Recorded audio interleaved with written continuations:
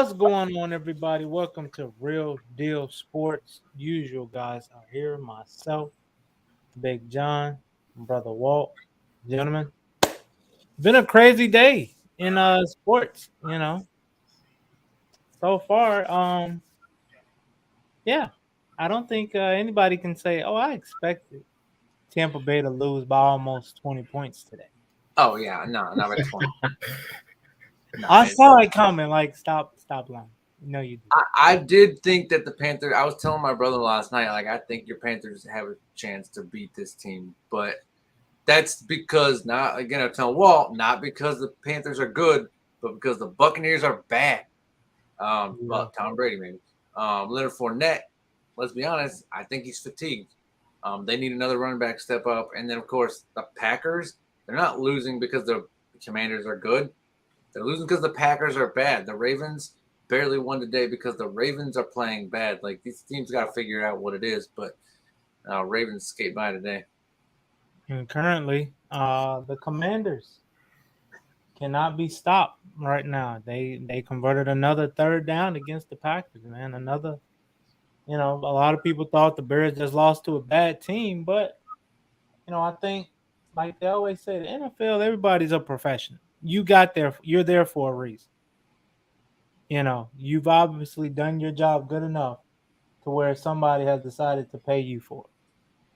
And the Commanders are showing it today. The Packers defense that they thought would be a very bright spot for their team is really they're, just as bad as the offense, really. You saw that last week. Brees Hall, the rookie with the New York Jets, ran all over him. Had a Hall of Fame kind of day. If he could keep up them numbers, he like, I'll be first ballot. Yeah. So, yeah, I mean, this week to week stuff is crazy because you just, you know, and like we was talking about earlier, John. A lot of these bettors and sports betting apps, they like, bro, y'all got to get it together. We losing money here. They made a killing off that Tampa Bay game. I guarantee it. Tampa Bay was plus 13 and lose by 18. These guys made tons off that game. Yeah, 100%, man. But let's get into it, gentlemen. First topic: the Lakers and the Sixers. Are they in trouble? I want to say both teams have not won a game yet. Sixers just lost to San Antonio last night. I want to say by 6. Lakers playing right now. Are they? Yeah, they playing Portland. But are they in trouble? Are we gonna start with you, Walt?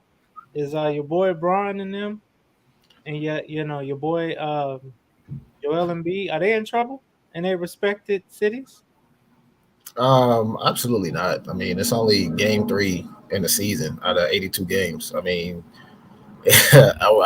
come check back with me after game 10 or game 15, something like that. But after 3 games, I mean, I think Philly started like 0-2. I want to say like 2-3 years ago, if I'm not mistaken, and the Lakers them starting off like this. I mean, it's really not surprising because I mean they're still, I guess, still trying to figure out themselves as a group, if you want to call it. But I mean, at the end of the day, like I said, it's still early. It's only game 3 out of 82.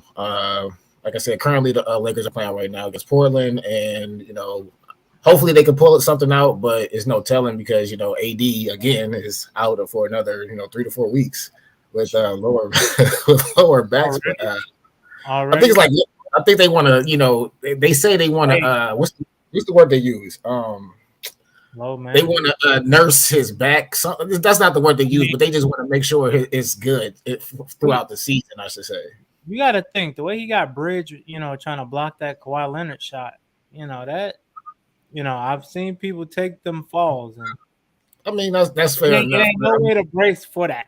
I mean that's fair enough, but I mean AD, you being yourself and know how fragile you are, I don't think he should have attempted to go for that, in my opinion. But I mean, he's trying to play defense, and I can't be mad at that. But I mean, at the end of the day, that's definitely going to hurt the Lakers. I don't want to say us because I'm just a LeBron fan. So, yeah, it's going to definitely hurt the Lakers. But for the Sixers, like I said, again, it's still early. It seemed like Harden, he's still trying to get his flow together, which it seemed like he has been getting his flow together. It just seems like everybody else has been struggling, the Maxey's, the Tobias Harris's, and seemed like even Joel himself. I mean, Joel's still scoring, I want to say like 20 plus, but it just seemed like he's not really playing like how Joel was playing and how he first started last year. So, but at the end of the day, like I said, it's still early in the season. What about you, John? Is it too early to fire the alarm? What? Yeah. I would say the 76ers are facing a problem where I think they play to the level of competition. That's what I see from them. Like, if the Bucks score 90, they're going to score 88. If you score 120, they'll score 110. Like, you know what I mean? But they're playing right there, but not enough to win these games. I think they've got to come out seriously. I think they take over the first half of these games and, show something like, this is our game. If you don't see that soon, yeah, I would start to worry. I mean, obviously, but I'll say 3 games in, no. But the Lakers, it could be a problem. It could be, again, teams go on slumps during certain parts of the season. But, we're talking about teams shooting less than 20% from 3.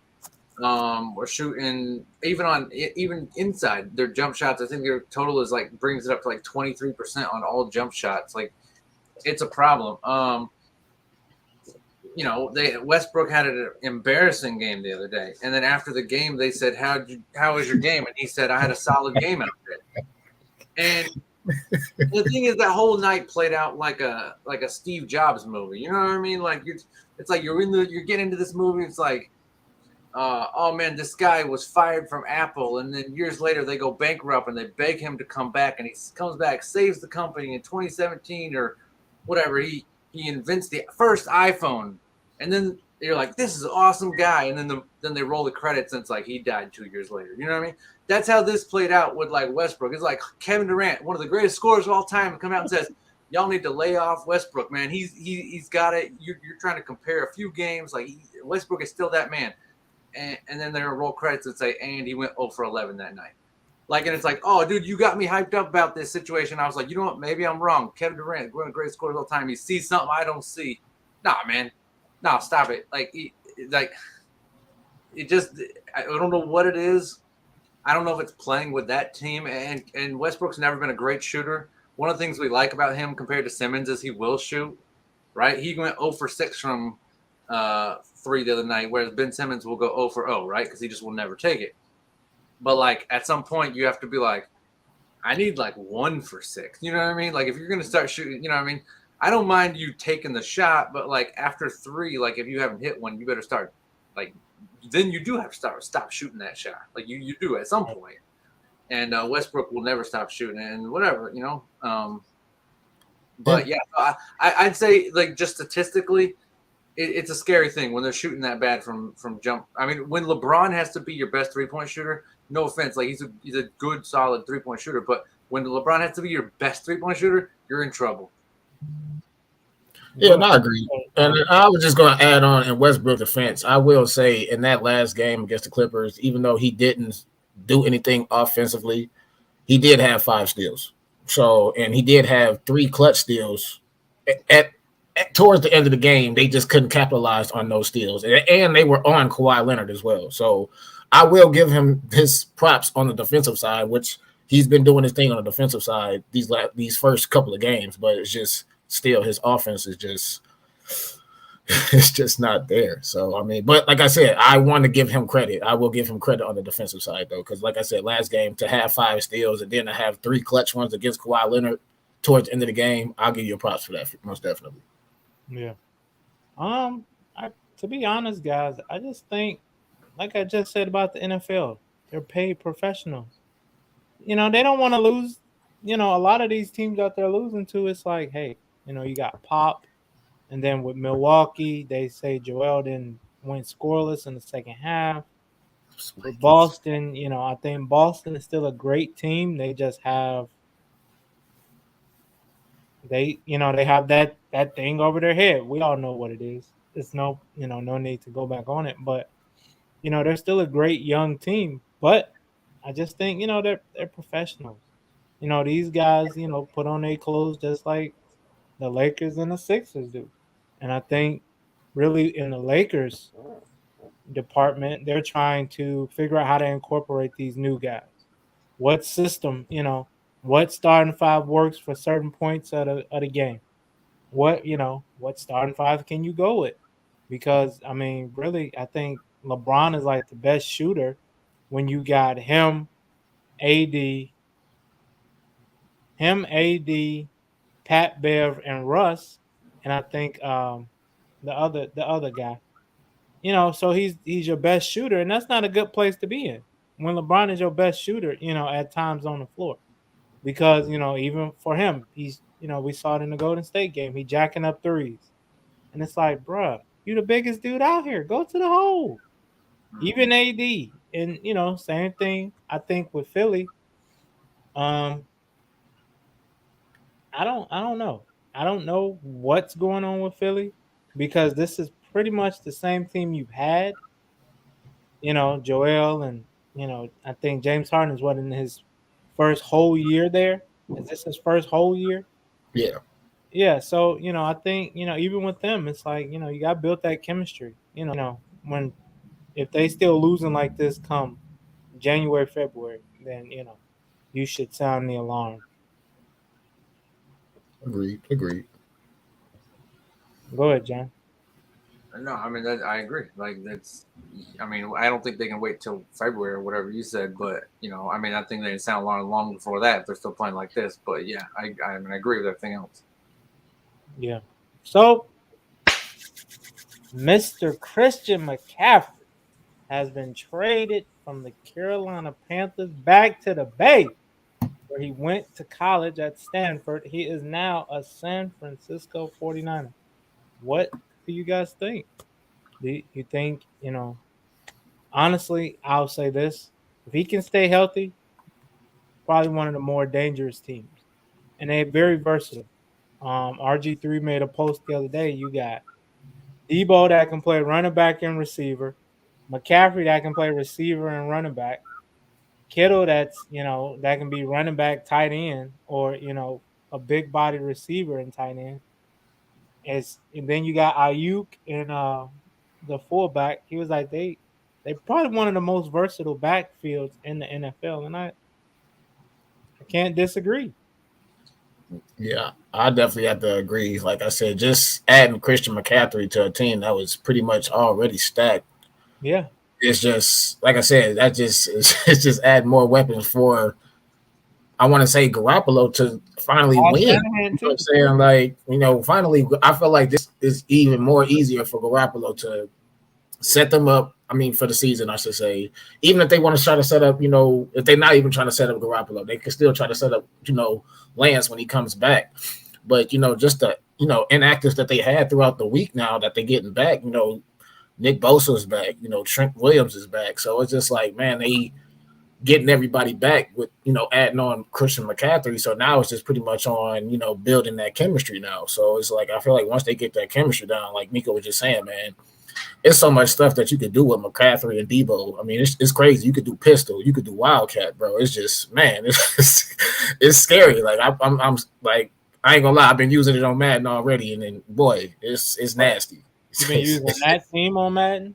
Just to play it here a little bit online here and there, but that lineup, bro, and so much that you could do with that. And I already know Shanahan's, genius, offensive genius, what I should say, like his being able to add that to, the Garoppolo, the Debo, and the McCaffrey's together, bro, like it's just gonna be nasty, man. And I'm not gonna lie, I mean, I'm pretty excited to see it because I'm just, finally happy to see McCaffrey get out that bad situation, even though it wasn't really a bad situation with the Panthers. It was just that he was really dealing with a lot of injuries, but he didn't really, I feel like he really didn't have too much there going on. He's going to win a Super Bowl or make it to the playoffs, I should say. So now I'm just happy that he's on a Super Bowl caliber team now. So yeah, I'm excited to see what the Niners are going to do here on out for the rest of the season. Yeah, I agree. Go ahead, John. I mean, yeah, they already like the running backs they have now aren't bums, so they already have really good running backs, and Right. then they're gonna push them back and then bring in CMC. Like that's wild. You know, there's gonna now come playoffs, we might see some of them 8-pass Garoppolo games again, where they just run. We're gonna throw. You heard of a 2-back set? We're gonna throw 3 backs at you. Like, watch this. Watch us. We're gonna run 3 running backs at you and just keep running until your guys are dead.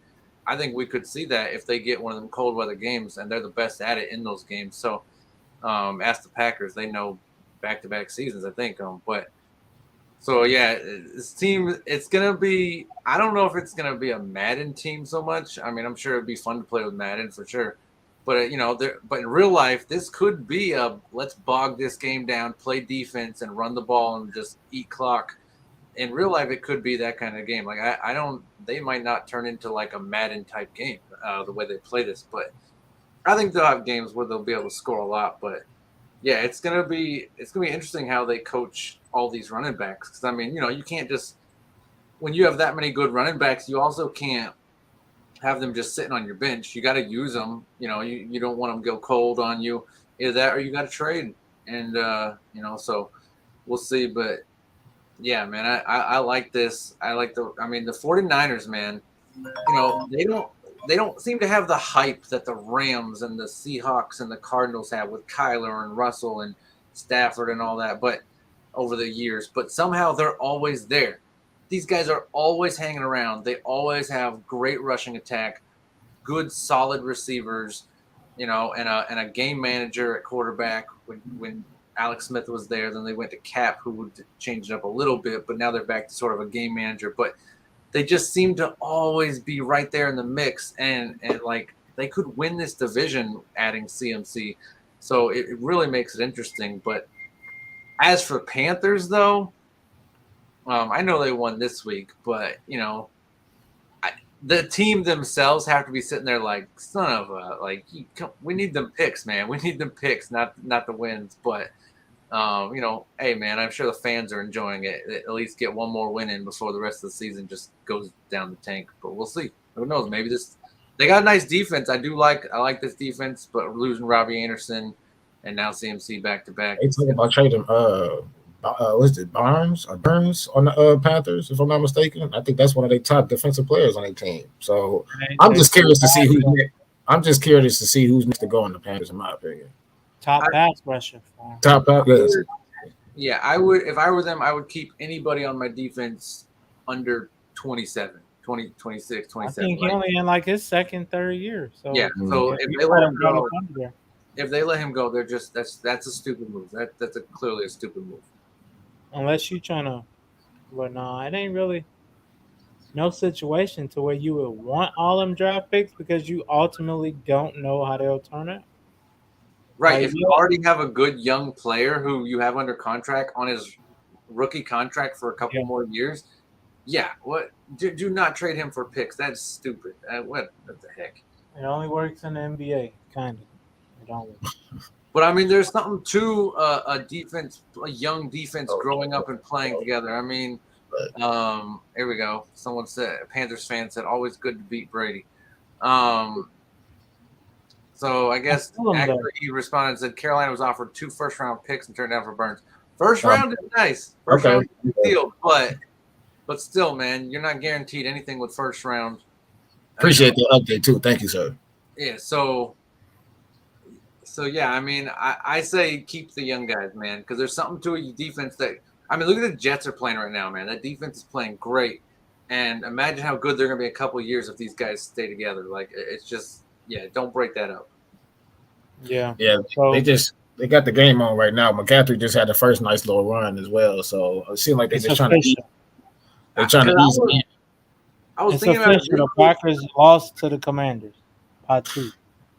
I was thinking about it like this could destroy Steve Wilkes' like career for like years to come. Like, you know what I mean? If he finishes out the season like 1-9 or something like that, like it'll take 2-3 even if you go 11-6 every year, it'll take 2 or 3 seasons just to get back to 500. Like it's not. So I mean, hey, kudos to him getting his first win as a coach. Keep it going, Steve. So let me ask Steve Wilkes, right? That's the name, Steve Wilkes. Yeah. Wait, you talking about? Yeah. Yeah. So let me ask y'all this, going off topic real quick. What do you think the problem is in Tampa and Green Bay this season with them? Just not being able to win. Dominate like we are used to seeing Well, Brady and Roger led team. well, I mean, I'm always one to say I don't like making excuses, but I mean, I could say for Bucks is maybe injuries. They're dealing with a lot of health issues down there, especially to their offensive line and even their receiving core. So, I mean, even though Brady has shown us in the past that he can, do his thing with mediocre receivers. This is we got to remember that was young Brady. I'm not saying that this Brady now. I just feel like this Brady now. He's not mentally tough enough to do that right now. Or he's not. He doesn't have that mental. He's not in the mental stage right now to handle this type of situations in right now, just because of everything he has going off the field. So I want to say it's just two different situations for Brady right now. So I just Bucks are dealing with, like I said, the health issues, and the Panthers just. I mean, I'm sorry, and the Packers they just don't have any weapons. I mean, Aaron Rodgers, his weapons. Every time he's throwing it down the field, they're dropping a pass. So it's just like I don't know. It just seems like I don't want to make excuses, but like I said, Bucks health issues, Packers, and Rodgers not having any weapons. So that's my take on that. I understand you're paying the guy $50 million, but you had a 14-3 lead and ran the ball 12 times. The other team was down 14-3 and ran the ball, I think, 38 times. Fair enough. How does that make sense? Please make it make sense to me. Like, I understand they're paying this dude 50 mil, but every single week they say we're going to incorporate the running game more because we got two guys who can get it done, and they do. But they never do. It's a coaching thing for me. I don't know what's going on in there in Green Bay. This is like when the Bears used to barely run the ball when they had a great rushing attack, and you're sitting there like, what's happening? Why are we doing this? I just don't understand. I get it. Like, as compared to the Bears, the Packers actually have a good quarterback, but still, like, you still got to run the ball, man, especially when you're up 14-3 for crying out loud. Like, I don't understand it. I really just don't get it. No. As for the Buccaneers, on the other hand, I've been saying for a while now, I think I've been saying since week one, I'm not sure Brady's mindset is in this. I just, you can't sit there and say for sure, like, yeah, he's not in it, like his mind is somewhere else. But it just, he's not playing as bad as Russell Wilson. No, I'm just saying you could just kind of tell he's not all the way there though. Really, like you could say he's not, but you really can say he is though. Like you can tell, like this is not. Well, it's my personal feeling. It's my personal the way I see it playing out. Like I don't think his head is in this game. Again, he's playing better than Russell Wilson, but I mean, it seems like every single week. Sure, he's getting his 250 yards and whatever, but like Brady is not known. Brady wasn't the best because he put up stats. He was the best because he was clutch. He has not been clutch at all. Yeah. Fair enough. I think like we talked about before the season started, how Aaron Rodgers has always, I ain't gonna say help young receivers come, into their own, but this season is tough for him. I think, with Lazard being in and out the lineup, that was, probably his go-to guy on a lot of plays. I think Randall Cobb is up in age. Aaron Jones is out there like a receiver, but he's your running back. And, it's not always a good thing when, pretty much your best player is your running back. Because, when it comes down to it, you're going to need others to make plays. And that's what it seems like Green Bay hasn't been able to do. Their best game of the year was against the Bears. And I don't even think they scored 20, 21 again until today. Since they played the Bears. Even I think after that game, they only beat the Bucks like 13-12. Then you lose to the Jets 27-10. Today you lose 23-21. So, just that offense. And I think the defense can be great, but when they on the field 50% of the game, It's like, bro, we get fatigued too. So, they can't make their plays. Them DNs can't rush and get to that quarterback like they wish they could, but it's tough. Shoot, at the rate of this going, I ain't no telling how that playoff picture gonna look Man, from another 5 weeks or so. I mean, hey, I'm excited when they shake it up. It's gonna be like it's always good to see things shaken up when it's like the Celtics in the finals. You know what I mean? A team that's up and coming. You know, is going to be there for years to come. I don't know if I like shakeups when I look at half these teams and I'm like, are they going to be around in 2 years? You know what I mean? Like, Yeah. I just, it's like I feel like bad teams are winning because good teams are playing bad and not because the other teams are playing good. I like the Giants. But I don't look at the Giants and be like, yeah, this team's going to be a team to threaten the league for years to come. I look at them and be like, they could be 12-5 or they could be 5-12. Like they're just one of them teams. So I just think the good teams are playing bad. I mean, we talked about it earlier. I think the Ravens are skating by. I know they're 4-3 and they're in the win column, but they're not convincing wins for me. Maybe who knows? Maybe like you guys say, maybe just messing around, whatever. But either way, I don't know. I don't like it. I want to see, I like, because it makes me happy to see the Bengals finally playing ball. Like, you know what I mean? I want to see the good teams play good. And I don't feel like we're getting that from a lot of the teams. yeah, I can agree with that. Like I said, yeah, these two of the top teams are struggling right now, and then do seem like you said, the bottom tier teams are, seem like they're rising to the occasion. But I mean, I feel like you said, I feel like that's kind of good for the NFL to have the bad teams somewhat playing good now, just because of the fact of, like I said, they've been so bad for years now. I mean, it's just with the unexpectancy. I feel that's good for the NFL. You feel me? So, I mean, hey, yeah, like I like the Jets because the Jets, I think, are a team that might be around for years to come. But they're young. You gotta think all they great players or they good players are first, second year guys. Absolutely. Right. I think Zach Wilson, he's in his second year. Yeah, second year. The receiver from Ohio State is in his first. Brees Hall first. Sauce Gardner's first. So if you can build around that, create a nucleus, you might have something up there in Jets land for sure. Right. And so that's what I'm saying. With the Jets, I like that they're shaking it up because I think they're a team that we're going to see for years to come. But when I look at Washington, this current roster they have, and when I look at the Giants, I don't see team like it. Just like, do I want to see? And I'm not saying the Giants are bad. They're a nice, good football team, but they remind me of the 60-win Atlanta Hawks, though. You know what I mean? Like no one counts on them winning the whole thing. And so, like for me, that tells me like, do I like seeing the Giants win? Yes, but do I really believe that this team is that good, or are they just getting lucky because the other teams are playing bad? And I'm kind of split there, but I do like this Jets team, man. I think I like seeing them shake it up. Yeah, it's gonna be interesting to see how these next couple of weeks go, especially when it comes down to the playoffs. It's gonna be interesting to see, hey, dang, they gonna make the playoffs or they not making the playoffs.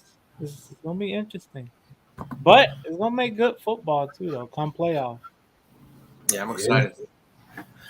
Well, hey, man, wait. Last thing, real quick. Did y'all see a freaking photographer for the Penn State game tackled somebody? No, last night. Everybody, yeah, in the Penn State game yesterday, everybody except the security is making moves on these people now. I mean, what the heck, dude? This photographer puts his stuff down, his equipment, sprints onto the field, beats security, smokes this dude. Dude gets up and picks him up again and slams him back down for security. Finally, he's tackled this dude twice before security shows up. I don't care how trained they're saying these security guards are. They're not trained, man. How have you seen this many people run on courts and fields and you still don't know how to stop it? I just don't get it. But kudos to him, man. Maybe they was understaffed. I mean, I feel like a lot of these people got to be understaffed, bro. Because I mean, if you really think about it, think about it. These stadiums are huge, bro. And for them looks of it, it don't look like they have that much security. Because I mean, these stadiums are like holding 20,000 or more people. You feel me? So it's like these one or two security guards can't just watch. You know what I'm saying? Oh, I'm about to go stand here. Let me watch them. And then I'm pretty sure they switch positions throughout the event. But I mean, maybe I don't know. Maybe they are understaffed. I feel like these people need to hire more security so they can avoid that. So they don't have to have players intervene or have, like you said, a photographer intervene. So you can have your security actually do their job. I'm just saying. But I'm just saying, like, when a photographer can just hunt this dude down and smoke him, like, you just need to get faster security or something. That's all I'm saying. Like, I don't know what it is, man. Because like, smoke him. Jeez. Yeah, dude, he lit him up twice, man. Like, you can't have just out of shape people trying to check. You can't have them as security on the field. They can be up at the whatever, the concession stands, whatever. But I'm just saying, man, like when you got on the field, bro, you better put your Tyreeks on the hill, man. On the Tyreeks on the hill, Tyreeks on the field. That's all I'm saying, man. Let's go, let's catch them boys. Like this can't keep happening. It's just ridiculous. Because here's the thing, we're gonna keep laughing about it until something bad does happen, and then it's gonna be like, oh, too late though. It's just too late. Like it's got to stop. You have a point there. I mean, you do have a point with that. What you saying it like that, but I mean, at the end of the day, I feel like stuff happen again. That needs to go to with the company or the team staff of hiring people, or like I said, just like you said, hire faster people on the field. But I mean, me personally, I feel like they don't have enough security there, in my opinion. So maybe these companies need to hire more security. But that has been today's show here on Real Deal Sports. We appreciate y'all joining us live here this Sunday afternoon. Hope everybody went to church, got their praise on a little bit or something. I don't know. But I hope y'all enjoy these football games. I'm going to try to do myself as well so I can see if I'm going to be the winner of this week's picks. But no. It's not me. It's not me.